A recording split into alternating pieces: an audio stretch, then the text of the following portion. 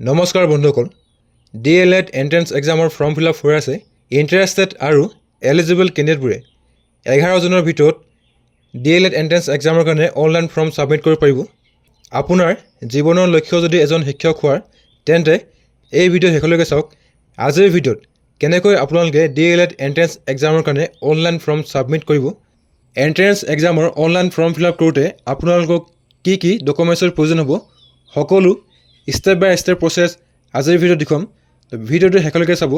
আৰু যদি আপুনি আমাৰ চেনেল নতুন, তেন্তে চেনেলটো ছাবস্ক্ৰাইব কৰি বেল আইকনটো প্ৰেছ কৰি ল'ব, যাতে আহিবলগীয়া এনেধৰণৰ গুৰুত্বপূৰ্ণ আৰু তথ্যমূলক ভিডিঅ'ৰ নটিফিকেশ্যন মিছ নকৰে। DLEDৰ অনলাইন ফৰ্ম ছাবমিট কৰিবলৈ আপোনালোকে এই পেজত আহিব।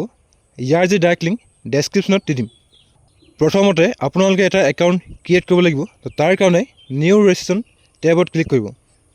কেণ্ডিডেট ৰেজিষ্ট্ৰেশ্যন ফৰ্মখন খোল খাই আহিব। চলিউশ্যনত আপোনালোকে যদি মেল হয় তেন্তে মিষ্টাৰ ছিলেক্ট কৰিব, যদি ফিমেল হয় তেন্তে মিছেছ বা MS ছিলেক্ট কৰিব পাৰে। আপোনালোকৰ ফুল নেম ইয়াত এণ্টাৰ কৰিব লাগিব। ফাৰ্ষ্ট নেমত আপোনালোকৰ নেমটো এণ্টাৰ কৰিব। যদি আপোনালোকৰ মিডিল নেম আছে তেন্তে ইয়াত মিডিল নেম এণ্টাৰ কৰিব পাৰে। লাষ্ট নেমত আপোনালোকৰ যিটো টাইটেল ইয়াতে এণ্টাৰ কৰি দিব। তাৰপিছত আপোনালোকৰ পেৰেণ্টছৰ ফুল নেম ইয়াত এণ্টাৰ কৰিব। নেক্সট আপোনালোকে জেণ্ডাৰ ছিলেক্ট কৰিব। কেটেগৰীত আপোনালোকৰ যিটো কাষ্ট লিষ্টৰ পৰা ছিলেক্ট কৰিব। তাৰপিছত আপোনালোকৰ জন্মৰ তাৰিখটো ইয়াত আপোনালোকে কেলেণ্ডাৰৰ পৰা চুজ কৰি ল'ব। এজ অন 1 জুলাই 2026ত আপোনালোকৰ যিমান এজ হৈছে ইয়াতে অট'মেটিকেলি ফেচ হৈ আহিব। নেক্সট আপোনালোকে কোৱালিফিকেশ্যন HS পাছ ছিলেক্ট কৰি আপোনালোকৰ এটা এক্টিভ মোবাইল নম্বৰ এণ্টাৰ কৰি এটা ইমেইল ID এণ্টাৰ কৰিব। গোটেই ডিটেইলছবোৰ ফিল আপ কৰাৰ পিছত আপোনালোকে ছেভ এণ্ড প্ৰচিডত ক্লিক কৰিব।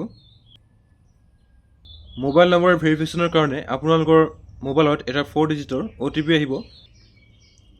ইয়াত OTP এণ্টাৰ কৰি ভেৰিফাই OTPত ক্লিক কৰিব। আপোনালোকৰ ৰেজিষ্ট্ৰেশ্যন ছাকচেছফুল হৈ যাব। ইয়াতে আপোনালোকে গো টু লগইন পেজত ক্লিক কৰিব। কেণ্ডিডেট লগইনত আপোনালোকৰ ৰেজিষ্টাৰ্ড মোবাইল নম্বৰ এণ্টাৰ কৰি ডেট অফ বাৰ্থ ছিলেক্ট কৰিব আৰু লগইন কৰিব। আপোনালোকৰ ৰেজিষ্ট্ৰেশ্যন ডিটেইলছবোৰ ইয়াতে ফেচ হৈ আহিব। ইয়াত আপোনালোকে প্ৰচিড টু কমপ্লিট এপ্লিকেশ্যনত ক্লিক কৰিব। আপোনালোকৰ প্ৰফাইল ৰেজিষ্ট্ৰেশ্যন পেজটো খোল খাই আহিব। তাৰপিছত আপোনালোকৰ পেজটো এনেকৈ খোল খাই আহিব। পাৰ্চনেল ডিটেইলছত আপোনালোকৰ গোটেই ডিটেইলছবোৰ অট'মেটিকলি ফেচ হৈ আহিব। যদি আপোনালোকে অল্টাৰনেটিভ মোবাইল নম্বৰ এড কৰিব বিচাৰে তেন্তে ইয়াত অল্টাৰনেটিভ মোবাইল নম্বৰ এড কৰিব পাৰে। নেক্সট আপোনালোকে কমিউনিকেশ্যন ডিটেইলছ ছেকশ্যনটো ফিল আপ কৰিব লাগিব। পাৰ্মানেণ্ট এড্ৰেছত আপোনালোকৰ যিটো স্থায়ী এড্ৰেছ, ইয়াতে আপোনালোকে স্থায়ী এড্ৰেছটো ভৰাব লাগিব।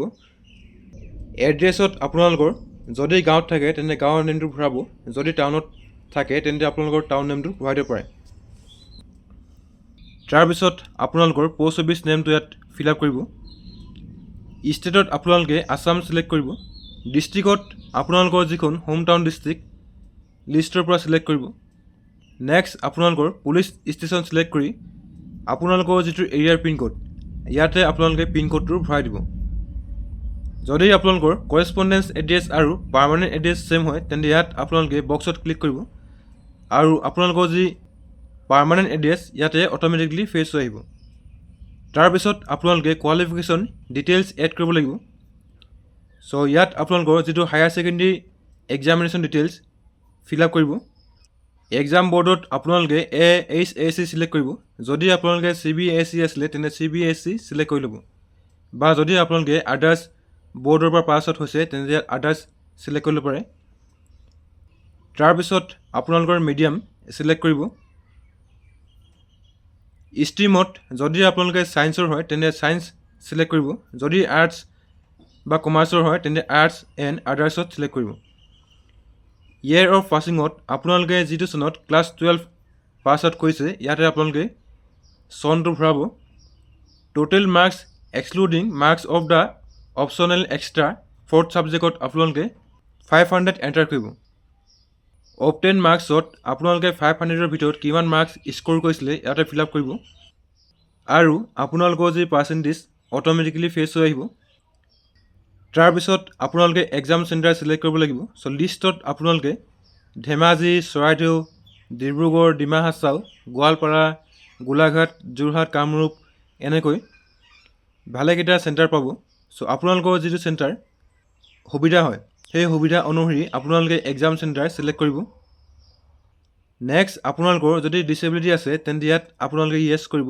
যদি আপোনালোকৰ কোনো ধৰণৰ ডিচেবিলিটি নাই তেন্তে ন' ছিলেক্ট কৰি ছেভ এণ্ড নেক্সট ক্লিক কৰিব। আপোনালোকৰ ডিটেইলছবোৰ ছেভ হৈ যাব। ইয়াতে আপোনালোকে অ'কেত ক্লিক কৰিব। তাৰপিছত আপোনালোকৰ ডকুমেণ্ট আপলোডৰ পেজটো খোল খাই আহিব। আইডেণ্টিফাই ডকুমেণ্টছত আপোনালোকৰ এখন পাছপৰ্ট চাইজ ফটো আৰু এটা ছিগনেচাৰ আপলোড কৰিব লাগিব। পাছপৰ্ট চাইজ ফটোৰ যি মেক্সিমাম চাইজ আপোনালোকৰ 100 KB ভিতৰত হ'ব লাগিব। চ' ইয়াত আপোনালোকৰ 100 KB ভিতৰত এখন পাছপৰ্ট চাইজ ফটো JPG বা JPEG ফৰ্মেটত আপলোড কৰিব। তাৰপিছত আপোনালোকৰ ছিগনেচাৰটো 100 KB ভিতৰত ইয়াতে আপলোড কৰিব। আপোনালোকৰ আইডেণ্টিটি ডকুমেণ্ট ছাকচেছফুলি আপলোড হৈ যাব। নেক্সট আপোনালোকে এডুকেশ্যন ডকুমেণ্টছ আপলোড কৰিব লাগিব। Date of birth proof documents হিচাপে আপোনালোকে ইয়াত ক্লাছ 10ৰ এডমিট কাৰ্ড বা চাৰ্টিফিকেট যিকোনো এখন 450 KB ভিতৰত আপোনালোকে PDF ফৰ্মেটত আপলোড কৰিব লাগিব। চ' ইয়াত আপোনালোকৰ ক্লাছ 10ৰ এডমিট কাৰ্ডটো আপলোড কৰি দিব। তাৰপিছত আপোনালোকৰ হায়াৰ ছেকেণ্ডেৰী যিখন মাৰ্কশ্বিট ইয়াত আপোনালোকে PDF ফৰ্মেটত আপলোড কৰিব। নেক্সট আপোনালোকৰ হায়াৰ ছেকেণ্ডেৰী পাছ চাৰ্টিফিকেট ইয়াত আপলোড কৰি দিব। এডুকেশ্যন ডকুমেণ্টছ আপলোড কৰাৰ পিছত ইয়াত আপোনালোকৰ কাষ্ট চাৰ্টিফিকেট আপলোড কৰিব। গোটেই ডকুমেণ্টছবোৰ আপলোড কৰি আপোনালোকে ছেভ এণ্ড প্ৰিভিউ ফৰ্মত ক্লিক কৰিব। আপোনালোকৰ এপ্লিকেশ্যন ফৰ্মৰ প্ৰিভিউটো খোল খাই আহিব। ইয়াত আপোনালোকে এপ্লিকেশ্যন ফৰ্মৰ প্ৰিভিউটো ভালকৈ চাই ল'ব। যদি আপোনালোকৰ এপ্লিকেশ্যনত কিবা ডিটেইলছ মিছমেচ হৈ আছে তেন্তে আপোনালোকে এডিট কৰি ল'ব। যদি আপোনালোকৰ ডিটেইলছবোৰ সকলো ঠিকেই আছে তেন্তে ইয়াত আপোনালোকে ডিক্লেৰেশ্যন একচেপ্ট কৰি কনফাৰ্ম এণ্ড প্ৰচিডত ক্লিক কৰিব।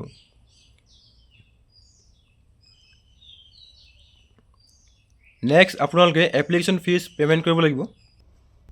পে'মেণ্ট কৰিবলৈ প্ৰচিড টু পে' ছিকিউৰলিত ক্লিক কৰিব। পে'মেণ্ট গেটৱে পেজটো খোল খাই আহিব। ইয়াত কাৰ্ডছ, নেট বেংকিং, UPI যিকোনো এটা থ্ৰু দি আপোনালোকে এপ্লিকেশ্যন ফিজ কমপ্লিট কৰিব পাৰে। যদি আপোনালোকে UPI থ্ৰু দি পে'মেণ্ট কৰিব বিচাৰে তেন্তে UPIত ক্লিক কৰিব আৰু ইয়াত আপোনালোকে জেনেৰেট QR ক'ডত ক্লিক কৰিব। এপ্লিকেশ্যন ফিজ QR ক'ডটো জেনেৰেট হৈ আহিব। চ' আপোনালোকে গুগল পে', ফোনপে', Paytm বা যিকোনো এটা UPI এপৰ থ্ৰু দি ইয়াত স্কেন কৰিব আৰু আপোনালোকৰ যি পে'মেণ্ট কমপ্লিট কৰিব। পে'মেণ্ট কনফাৰ্ম হোৱাৰ পিছত আপোনালোকৰ যি এপ্লিকেশ্যন ছাকচেছফুলি ছাবমিট হৈ যাব আৰু ইয়াতে আপোনালোকৰ একন'লেজমেণ্ট ৰিচিপ্ট জেনেৰেট হৈ আহিব। চ' ইয়াত আপোনালোকে একন'লেজমেণ্ট শ্লিপত ক্লিক কৰিব আৰু আপোনালোকৰ যি এপ্লিকেশ্যন ফৰ্ম জেনেৰেট হৈ আহিব। চ' আপোনালোকে এপ্লিকেশ্যন ফৰ্মৰ এটা প্ৰিণ্ট আউট উলিয়াই ল'ব। যদি আপোনালোকৰ লগত প্ৰিণ্টাৰ নাই তেন্তে ডাউনলোড কৰি ল'ব। 2026 বৰ্ষৰ DLED এণ্ট্ৰেন্স এক্সামৰ যি অনলাইন এপ্লিকেশ্যন আপোনালোকে এনেকৈ নিজৰ মোবাইলৰ পৰাই একেবাৰে সহজতে এপ্লাই কৰিব পাৰিব। DLED pre entry test apply কৰাৰ সম্পূৰ্ণ প্ৰচেছ ইমানেই। যদি আপোনালোকে ভিডিঅ' চাই ভাল পালে তেন্তে ভিডিঅ'ত এটা লাইক কৰিব আৰু আপোনালোকৰ বন্ধুবৰ্গৰ লগত শ্বেয়াৰ কৰিব।